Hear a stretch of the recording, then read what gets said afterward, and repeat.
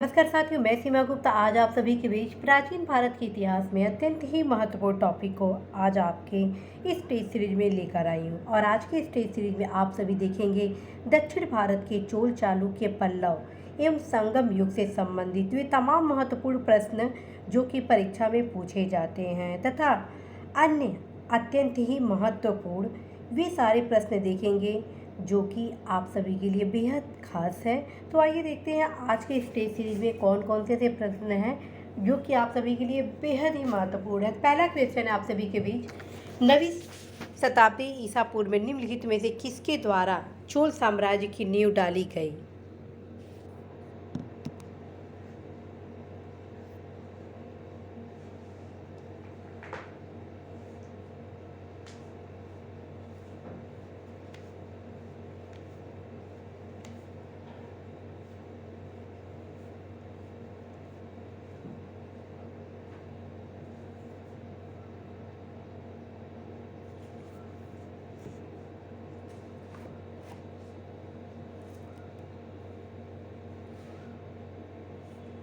तो साथियों इसका सही आंसर होगा ऑप्शन सी, विजयालय द्वारा चोल साम्राज्य की नींव डाली गई थी। ठीक है, नेक्स्ट क्वेश्चन देखिए।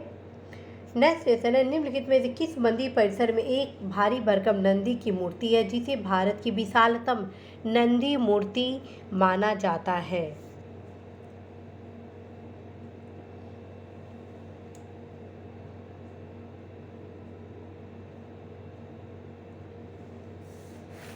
फ्रेंड्स, चोल स्थापत्य के उत्कृष्ट नमूने तंजौर के शिव मंदिर जो राजेश्वर या बृहदेश्वर नाम से भी प्रसिद्ध है का निर्माण राजराज प्रथम के काल में हुआ था। अब भारत के मंदिरों में सबसे बड़ा तथा लंबा यह मंदिर द्रविड़ शैली का सर्वोत्कृष्ट नमूना माना जाता है। और आप सभी को बताना है कि दक्षिण भारत के जितने भी क्वेश्चन आप सभी के परीक्षा में पूछे जाते हैं उनमें मैक्सिमम क्वेश्चन स्थापत्य कला से रिलेटेड होते हैं और जो शासक हैं, संस्थापक, उनके महत्वपूर्ण कार्य से प्रश्न पूछा जाता है। तो इस प्रकार से इसका सही उत्तर हुआ ऑप्शन ए, बृहदेश्वर मंदिर। नेक्स्ट क्वेश्चन देखते हैं, चोलों का राज्य किस क्षेत्र में फैला था?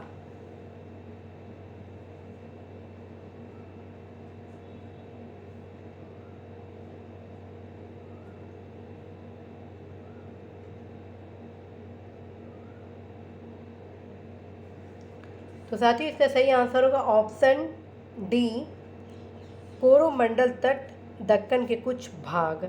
नेक्स्ट क्वेश्चन, किस दक्षिण भारतीय राज्य में उत्तम ग्राम प्रशासन था? और ये बहुत ही महत्वपूर्ण प्रश्न है।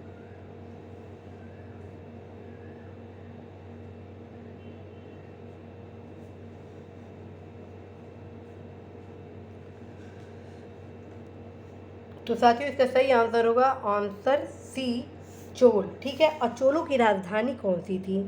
तो साथियों चोलों की राजधानी आपका तंजौर थी, इसे ज़रूर आप याद कर लें। ठीक है, क्योंकि इस टेस्ट के माध्यम से दक्षिण भारत के महत्वपूर्ण जो प्रश्न हैं उनको बताया जा रहा है, प्लस ये उत्तर भारत के जो छोटे छोटे राज्य हैं उनके बारे में बताया जाएगा। तो नेक्स्ट क्वेश्चन देखते हैं, निम्न कथनों पर विचार कीजिए। निम्न कथनों पर विचार कीजिए, चोलो जिसमें से कौन सा सही है ये बताया।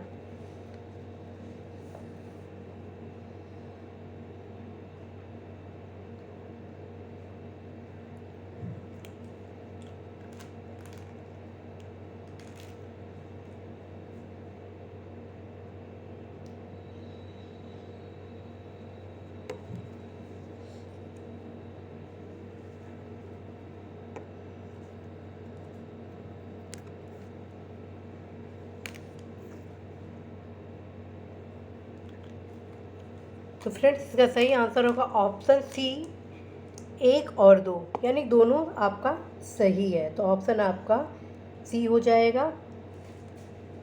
चोलों ने पांड्य तथा चेट शासकों को पराजित कर प्रायद्वीपीय भारत पर प्रारंभिक मध्यकालीन समय में अपना प्रभुत्व स्थापित किया।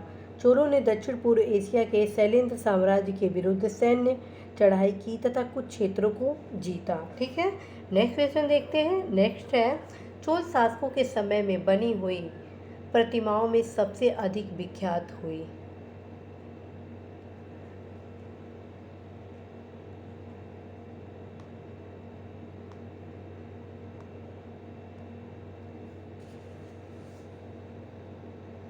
तो फ्रेंड्स इसका सही उत्तर होगा ऑप्शन डी, नटराज शिव की कांसे की प्रतिमाएं काफ़ी विख्यात हुई और आज भी नटराज शिव के कांसे की प्रतिमाओं का भारी मात्रा में डिमांड है। तो नेक्स्ट क्वेश्चन देखते हैं, गंगैकोंड चोलपुरम की स्थापना किसने की थी? बहुत ही इंपॉर्टेंट क्वेश्चन है।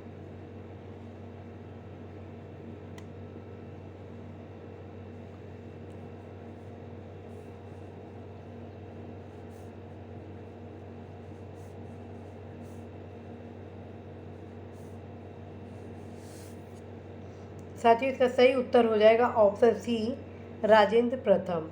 नेक्स्ट क्वेश्चन है, चालुक्य वंश का सबसे महान शासक कौन था? चालुक्य वंश का सबसे महान शासक कौन था?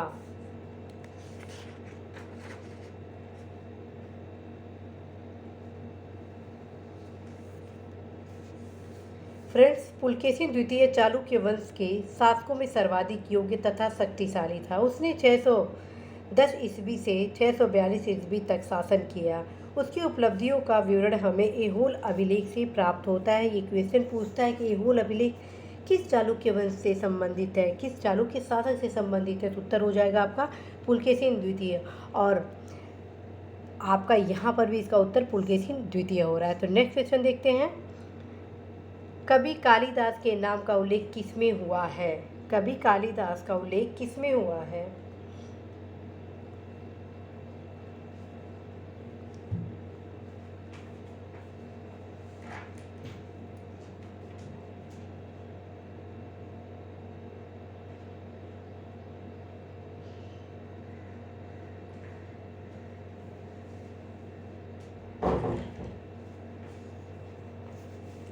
फ्रेंड्स, ऐहोल प्रशस्ति बादामी के शासक पुलकेशिन द्वितीय के इतिहास को जानने का एक सशक्त माध्यम है और इस लेख की भाषा संस्कृत तथा लिपि दक्षिण ब्राह्मी है। इस लेख की रचना रवि कीर्ति ने की थी। प्रशस्ति के अंत में लेखक ने यह दावा किया है कि उसने इसे लिखकर कालिदास तथा भारवी के समान यश प्राप्त किया है। अतः इस अभिलेख में कालिदास के नाम का उल्लेख है, अर्थात उत्तर हुआ ऑप्शन आपका बी।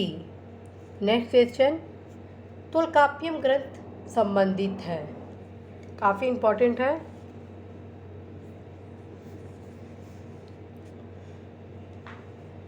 तोल्काप्पियम के प्रणयकर्ता तोल्काप्पिय ऋषि अगस्त्य के 12 योग्य शिष्यों में से एक थे। यह एक तमिल व्याकरण ग्रंथ है। इसकी रचना सूत्र शैली में की गई है, अर्थात इसका उत्तर हुआ ऑप्शन सी, व्याकरण और काव्य से। नेक्स्ट क्वेश्चन है, शिल्पाधिकारम का लेखक था? शिल्पाधिकारम का लेखक था?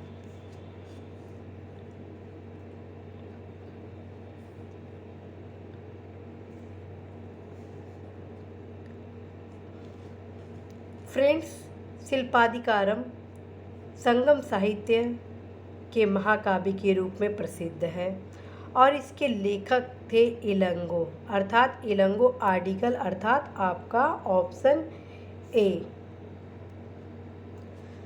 सूची 1 को सूची 2 से सुमेलित करें।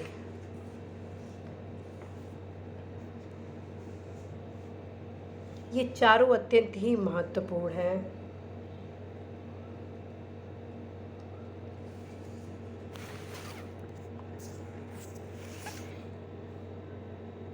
ये जो आप देख रहे हैं सूची 1 में ये साहित्य, ये सेपरेट भी क्वेश्चन इससे पूछा जाता है, ठीक है। तो फ्रेंड्स, इसका सही उत्तर होगा ऑप्शन डी, 2, 4, 1, 3।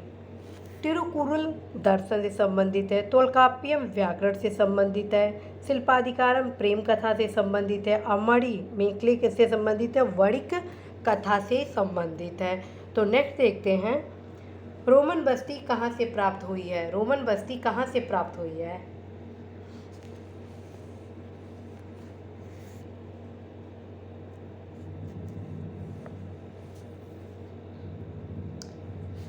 फ्रेंड्स, अरिकामेडु पूर्वी तट पर पौंडीचेरी से 3 किलोमीटर दक्षिण में उष्णकटिबंधीय कोरोमंडल तट पर स्थित है।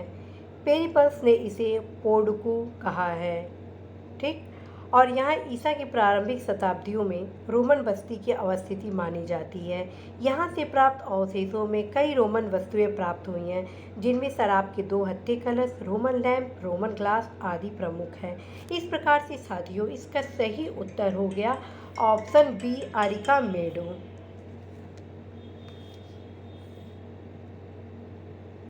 नेक्स्ट क्वेश्चन है आप सभी के बीच, सूची 1 को सूची 2 से सुमेलित करें।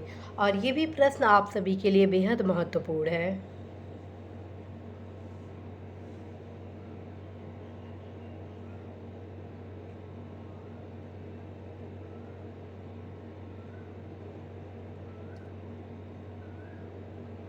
तो फ्रेंड्स, इसका सही आंसर होगा ऑप्शन ए। जी हाँ, इसका सही आंसर होगा ऑप्शन ए।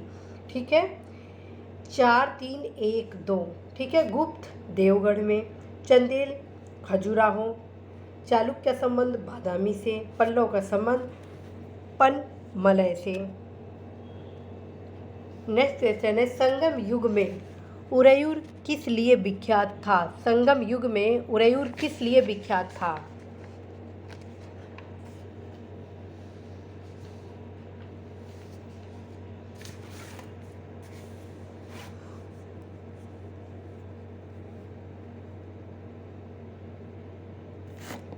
तो फ्रेंड्स, इसका सही उत्तर होगा ऑप्शन बी, कपास के व्यापार का महत्वपूर्ण केंद्र था। नेक्स्ट क्वेश्चन, सूची 1 को सूची 2 से सुमेलित करें।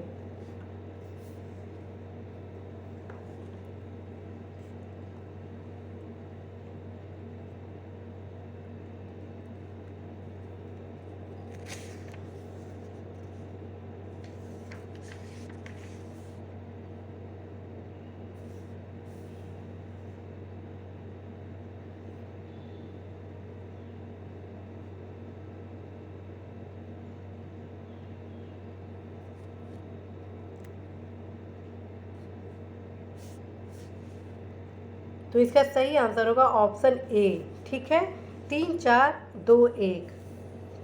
चालुक्यों की राजधानी बादामी थी। पुलकेशिन द्वितीय बादामी के चालुक्यों का सबसे प्रतापी राजा था, जैसा कि एक प्रश्न में आप सभी को बताया गया।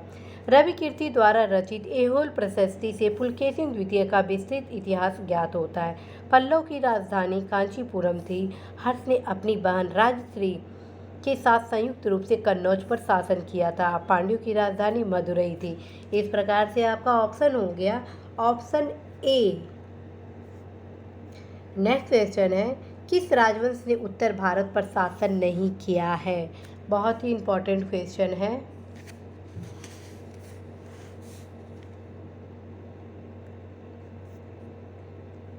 तो इसका उत्तर होगा साथियों ऑप्शन ए, चालुक्य। क्यों? क्योंकि चालुक्य का जो क्षेत्र था वो दक्षिण भारत था।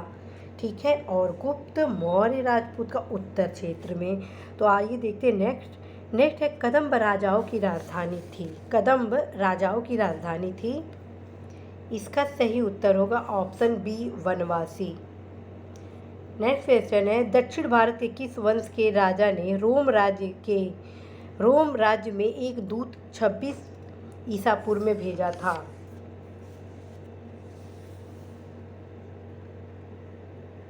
तो इसका सही उत्तर होगा ऑप्शन सी, पांड्य।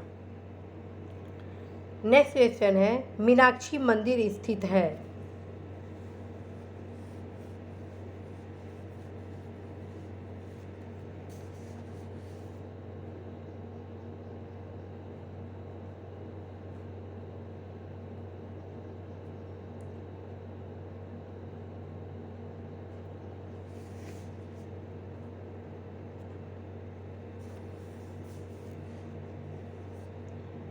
तो इसका सही उत्तर हो जाएगा ऑप्शन ए, मदुरई में मीनाक्षी मंदिर स्थित है। नेक्स्ट है, मीनाक्षी मंदिर, वेंकटेश्वर मंदिर, महाकाल मंदिर और वेलूर मठ, चारों इम्पॉर्टेंट है।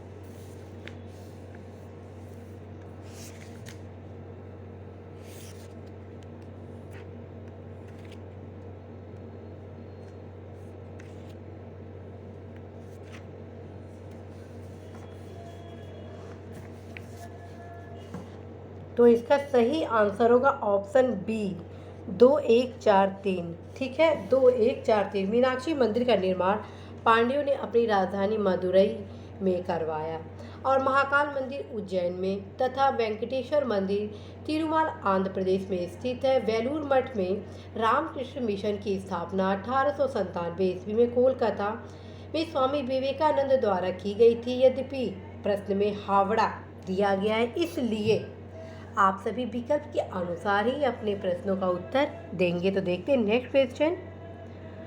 नेक्स्ट क्वेश्चन है, निम्नलिखित में से कौन शासक पृथ्वीराज चौहान के नाम से प्रसिद्ध है? और अब आप सभी के बीच लगभग वे तमाम महत्वपूर्ण प्रश्न आने वाले हैं जो पूर्व मध्यकाल से 1 से 2 क्वेश्चन आपके परीक्षा में पूछे जाते हैं। तो बताइए इसका उत्तर।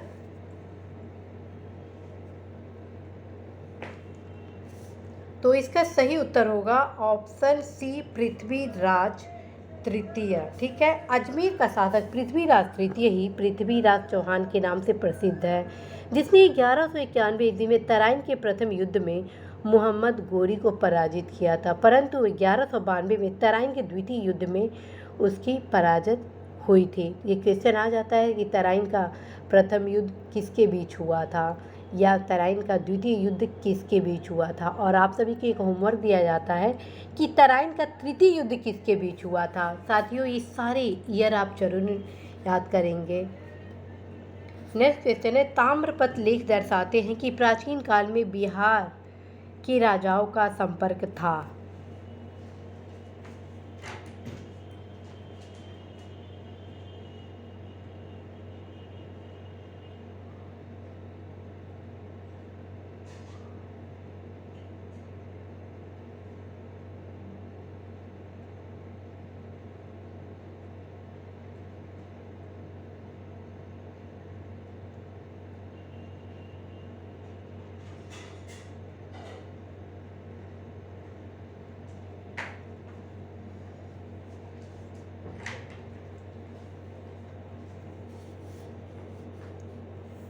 तो इसका सही आंसर होगा ऑप्शन डी, जावा सुमात्रा से। नेक्स्ट क्वेश्चन है, हमीर महाकाव्य में चौहानों को बताया गया है। तो साथियों, इसका सही उत्तर होगा option D, Suryavanshi. Next question है, आला उदल संबंधित थे।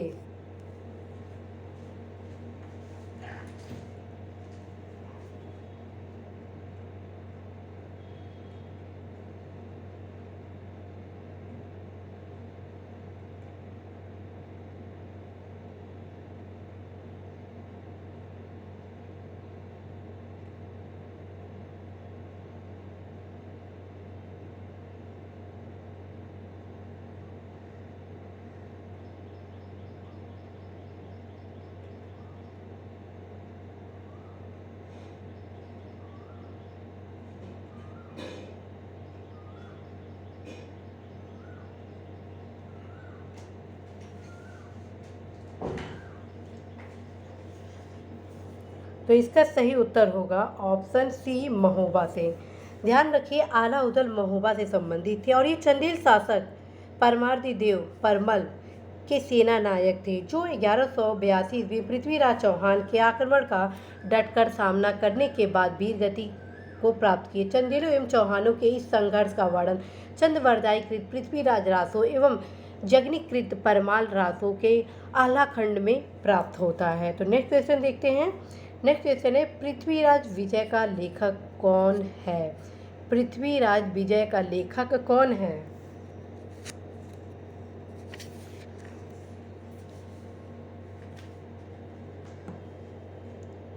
तो इसका उत्तर क्या होगा? ऑप्शन सी, जयानक पृथ्वीराज विजय का लेखक है।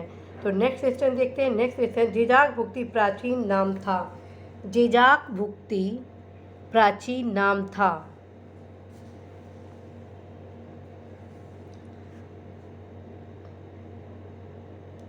तो इसका सही आंसर होगा ऑप्शन बी, बुंदेलखंड का प्राचीन नाम था जेजाक भुक्ति, ठीक है।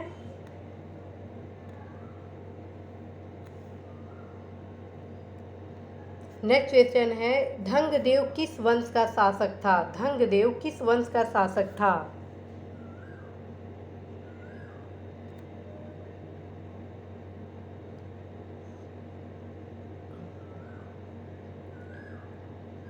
इसका सही उत्तर होगा ऑप्शन ए, जिजाक मुक्ति के चंदेल।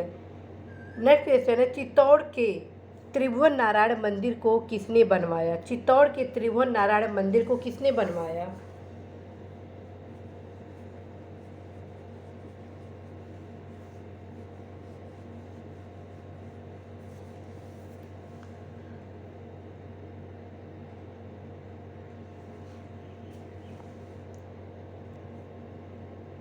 इसका आंसर होगा ऑप्शन सी, परमार राजा भोज। नेक्स्ट क्वेश्चन, पुण्यवर्धन भुक्ति अवस्थित थी?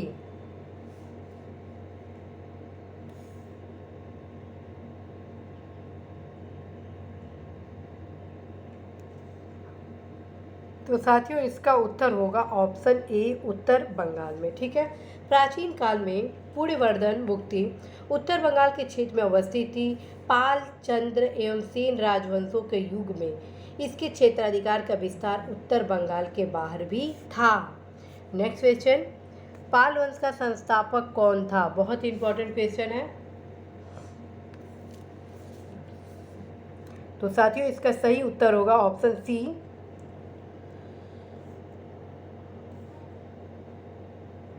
गोपाल। और पाल वंश का बहुत ही महत्वपूर्ण शासक में आ जाए तो धर्मपाल था। ठीक है, और संस्थापक कौन था? तो गोपाल था।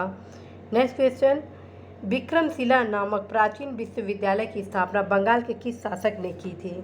काफ़ी इंपॉर्टेंट क्वेश्चन है।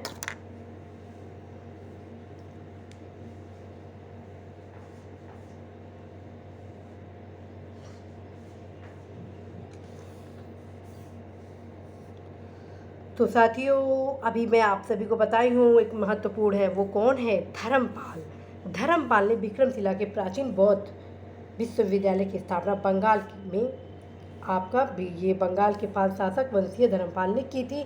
और ध्यान रखिए, नालंदा विश्वविद्यालय के पतन के बाद यह बौद्ध धर्म के प्रमुख केंद्र के रूप में विकसित हुआ। पिछले टेस्ट सीरीज में मेरे द्वारा आप सभी को बताया गया था कि नालंदा विश्वविद्यालय की स्थापना किसने की, और जो भारत के अन्य जो महत्वपूर्ण विश्वविद्यालय हैं उनके संस्थापक के बारे में भी बताया गया था। आप अवश्य ही जो भी टेस्ट सीरीज मेरे द्वारा लाया जा रहा है आप सभी के परीक्षा के दृष्टिगत ही लाया जा रहा है, तो आप अवश्य ही सारे क्वेश्चन को सॉल्व करें, क्योंकि आप सभी के बीच वही प्रश्न आ रहे हैं जो कि आपके परीक्षा के लिए उपयोगी है। नेक्स्ट क्वेश्चन है, विक्रमशिला महाविहार की स्थापना किस वंश के शासक द्वारा करवाई गई? तो अभी आपको उत्तर मैं बताई, ये प्रश्न इसलिए लाया गया है ताकि आप जान सकें न सिर्फ शासक बल्कि वो किस शासन से संबंधित, किस वंश से संबंधित है, ये भी आपको ध्यान देना होगा। तो साथियों आपको पता है धर्मपाल था, तो इसका उत्तर क्या होगा? पाल वंश। नेक्स्ट क्वेश्चन हो गया, प्राचीन भारत के एक महान शिक्षा केंद्र विक्रमशिला महाविहार की स्थापना की थी। रिपीट क्वेश्चन हो गया, तो इसको चेंज करती हूँ, धर्मपाल होगा। अब नेक्स्ट क्वेश्चन है, निम्नलिखित में से किसने हिरण्यगर्भ धार्मिक कार्य कराया था?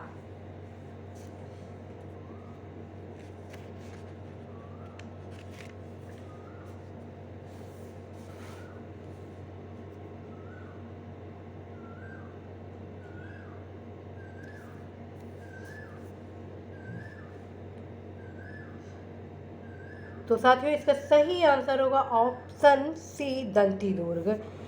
दंती दुर्ग ने आपका हिरण्यगर्भ धार्मिक कार्य कराया था। नेक्स्ट क्वेश्चन देखिए, निम्नलिखित में से कौन अपने पिता के अभियानों के क्रम में सैनिक छावनी में पैदा हुआ था?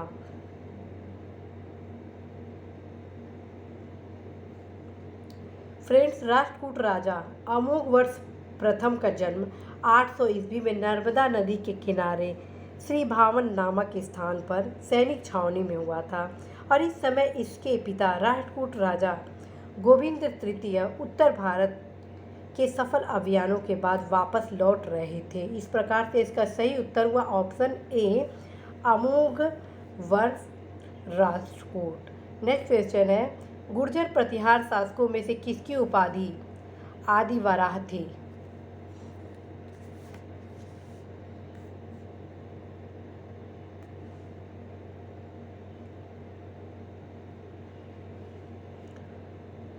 तो इसका सही आंसर होगा ऑप्शन सी, मिहिर भोज। मिहिर भोज गुर्जर प्रतिहारों का सर्वाधिक शक्तिशाली शासक था और वह वैष्णव धर्मानुयायी था तथा उसने आदि वराह एवं प्रभास जैसी उपाधियां धारण की थी। ठीक है, एक तो आप आदि वराह देख रहे हैं, दूसरा क्या हो जाएगा, प्रभास। और ये किसका अनुयायी था, तो वैष्णव धर्मानुयायी था। सब इंपॉर्टेंट है क्वेश्चन। नेक्स्ट क्वेश्चन है, निम्नलिखित में से कौन सा शासक गुर्जर प्रतिहार राजवंश से संबंधित नहीं है।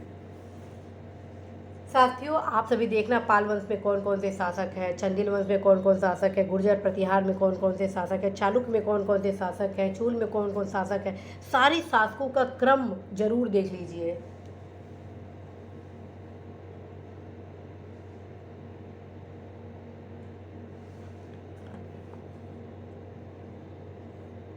तो इसका सही आंसर हो जाएगा ऑप्शन डी, भरतृभट्ट एक। ठीक है, और गुर्जर प्रतिहार राजवंश से संबंधित कौन कौन है, नागभट्ट द्वितीय, महेंद्रपाल प्रथम, देवपाल संबंधित है और भरतभट्ट नहीं है। ठीक है, तो उत्तर आपका डी हो गया। नेक्स्ट क्वेश्चन देखते हैं।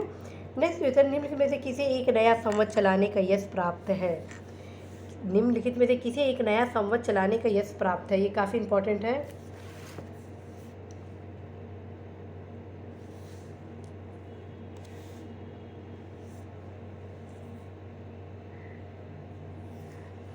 तो साथियों, इसका सही उत्तर होगा ऑप्शन डी, लक्ष्मण सेन। लक्ष्मण सेन 1178 से 1206 सेन वंश के शासक थे। इन्होंने 28 वर्षों तक शासन किया। इनके द्वारा एक नया संवत, लक्ष्मण संवत का प्रारंभ किया गया था। कौन सा, लक्ष्मण संवत। अपने नाम से ही एक नया संवत शुरू किए थे और ये कई बार परीक्षा में पूछा गया है। नेक्स्ट क्वेश्चन है, लक्ष्मण संवत का प्रारंभ निम्नलिखित में से किस वंश द्वारा किया गया। अभी आप देख लिए, आप बताइए ये किस वंश के थे। तो फ्रेंड्स, ये थे आपके सेन वंश के थे, तो सेनों द्वारा। ठीक है, नेक्स्ट क्वेश्चन देखते हैं। निम्नलिखित में से कौन से मध्यकालीन भारत के प्रसिद्ध विधिवेत्ता थे।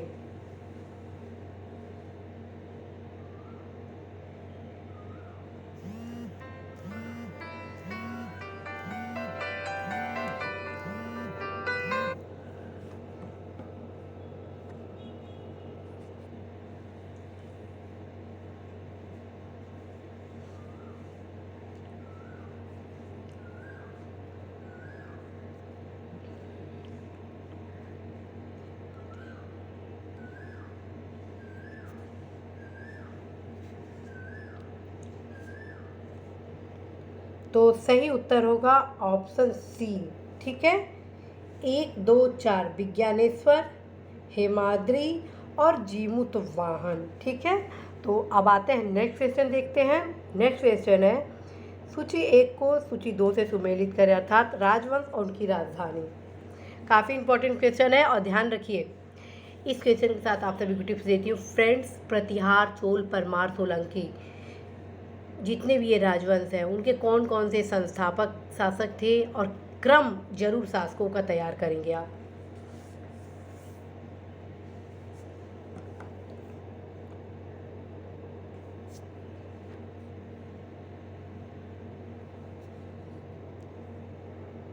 तो इसका सही उत्तर हो जाएगा ऑप्शन डी।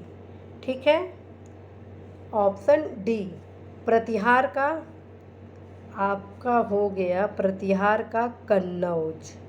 ठीक है, चोल का तंजौर, परमार का धारा, सोलंकी का अनहिलवाड़ा। ठीक है, और फ्रेंड्स सारी ये राजधानियाँ जरूर आपको याद होनी चाहिए।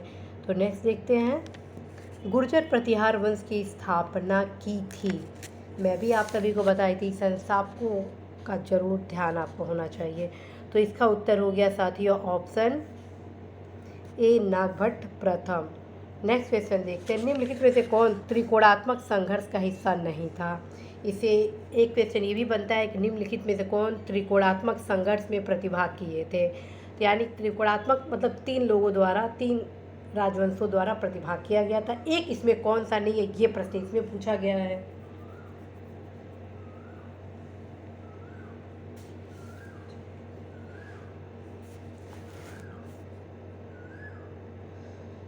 तो इसका सही उत्तर हो गया ऑप्शन डी, चोल। ठीक है, प्रतिहार पाल राष्ट्रकूटों ने किया था प्रतिभाग। नेक्स्ट क्वेश्चन है, महोदया किसका पुराना नाम है?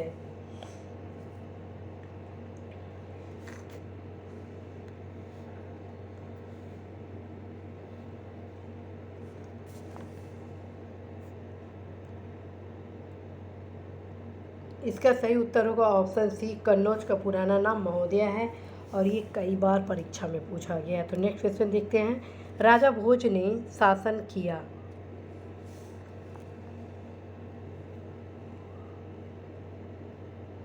फ्रेंड्स, राजा भोज परमार शासक था। अब परमारों का पहले शासन केंद्र उज्जैन था। तत्पश्चात राजधानी धारा में स्थानांतरित कर दी गई।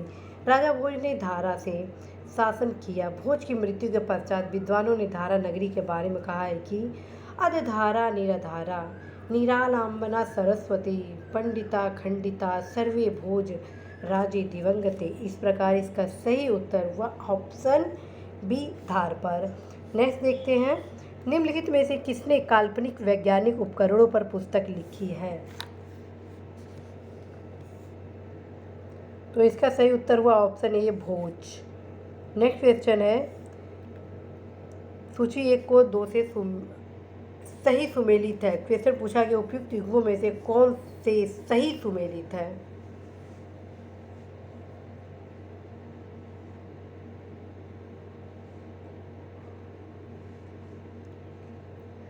ये सारे प्रसिद्ध स्थान किस क्षेत्र में हैं और सब के सब इम्पॉर्टेंट हैं और बहुत इजी भी है। तो इसका सही उत्तर होगा सी, केवल 2, 5। कैसे? बोध गया कहाँ पे है? बोध गया बिहार में है। खजुराहो कहाँ पे है? बुंदेलखंड में। शिरडी कहाँ है? अहमदनगर महाराष्ट्र में है। नासिक कहाँ है? महाराष्ट्र में। तिरुपति कहाँ है? रायलसीमा आंध्र प्रदेश में है। ठीक है, तो विकल्प को देखिए कौन कौन सा सही है आपका। 2 सही हो गया और 5 सही हो गया। अब आते हैं नेक्स्ट क्वेश्चन। नेक्स्ट क्वेश्चन है, गौडवाहों के रचयिता थे। गौडवाहों के रचयिता थे।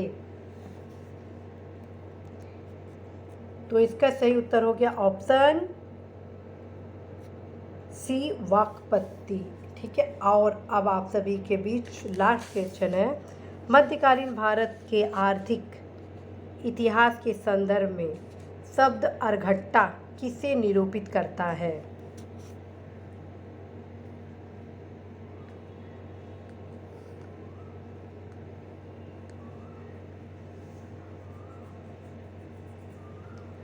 तो साथियों, इसका सही उत्तर होगा ऑप्शन सी, भूमि की सिंचाई के लिए प्रयुक्त जल चक्र। फ्रेंड्स, आज आप सभी के बीच अत्यंत ही महत्वपूर्ण टफ टॉपिक लाया गया था, जिसे प्रायः यह देखा गया है कि उत्तर गलत हो जाते हैं। आज आप सभी को यह बताए जाने का प्रयास किया गया कि इन छोटे छोटे राजवंशों के संस्थापक, उनकी राजधानियाँ, उनके क्षेत्र, उनके स्थापत्य कला आप सभी के परीक्षा के लिए बेहद महत्वपूर्ण होते हैं। आप अवश्य ही इस सारे पोर्शन जो आज आप सभी को बताए गए हैं उनको ज़रूर अपने बुक से कवर करेंगे और आज कितना प्रश्न आप सही किए इसकी सूचना अवश्य ही आप कमेंट बॉक्स में उपलब्ध कराएंगे, क्योंकि आप सभी द्वारा उपलब्ध कराए गए उत्तर के क्रम में ही मेरे द्वारा आप सभी को आगे के टेस्ट सीरीज की रणनीति लाई जाती है। यदि मुझे लगता है कि आप सभी टेस्ट सीरीज में अच्छा करते हैं तो मैं भी प्रयास करती हूँ नियमित रूप से टेस्ट सीरीज को लाने के लिए। आप सभी की जागरूकता, आप सभी के विकास, आप सभी की सफलता के लिए बेहद ज़रूरी है। तो आप सभी अवश्य ही टेस्ट सीरीज को करें, क्योंकि इससे आपको अभ्यास हो जाएगा, ज्ञान हो जाएगा कि कौन कौन से ऐसे प्रश्न हैं जो कि आप सभी के लिए बेहद ज़रूरी है। तो साथियों, आज मैं सीमा गुप्ता इसी आशा विश्वास के साथ आप सभी को ढेर सारी शुभकामनाएं देती हूँ कि निश्चित रूप से आप सभी अपने परीक्षा में, अपने लक्ष्य में सफल होंगे, अपने साकार को अर्थात अपनी इच्छा को, अपने सपने को जरूर साकार करेंगे। ढेर सारी शुभकामनाएं। All the best.